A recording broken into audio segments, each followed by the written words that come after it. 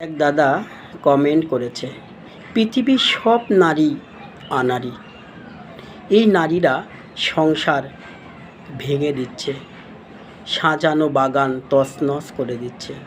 দাদা, দুই একজন নারীকে দেখে আপনি এই সিদ্ধান্ত নিতে পারেন না যে নারীকে ভগবান শ্রীকৃষ্ণ মাথায় করে রেখেছে, যে নারীকে নারীর চরণে ভগবান শ্রীকৃষ্ণ দাস অক্ষরে লিখে দিয়েছে, যে নারীকে গীতাতে যে নারীর 18টি নাম গীতা মাহাত্ম্যে দেয়া আছে, যে নাম সমস্ত জগৎকে পবিত্র করে, সেখানে তো কোনো পুরুষের নাম ঢোকানো হয়নি।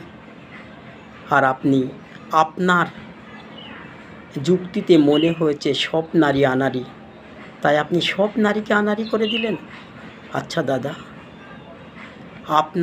আপনি তো এক নারীর গর্ভে জন্মেছিলেন, সেই নারীও কি আনাড়ি? তবে সব নারী বলতে কাকে বোঝায়? আপনার মাকেও বোঝায়। তাই এভাবে বলবেন না। নারী জগতের যে সমস্ত পুরুষেরা মহান হয়েছে, তাদের প্রত্যেকের পেছনে এক একজন নারীর ভূমিকা আছে। একজন দুজন নারীকে দেখেই আপনি এই সিদ্ধান্ত নিতে পারেন না। তাছাড়া আরেকটা কথা কি জানেন? দর্শনে একটা কথা আছে, আমাদের ভারতীয় দর্শনে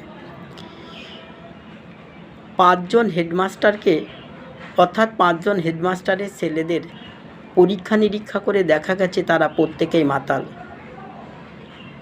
গাঁজাখোর, চিটার, ঠকবাজ। আপনি এ থেকে সিদ্ধান্ত নিতে পারেন না যে সব হেডমাস্টারের ছেলেরাই ঠকবাজ, মাতাল? ভালোও তো থাকতে পারে। তাই আপনি একটা নারীকে দেখে সিদ্ধান্ত নিয়েছেন, সেটা আপনি সহধর্মিণী, আর তা থেকে আপনি সমস্ত নারীকে খারাপ বলে দিলেন। না দাদা, বলবেন না।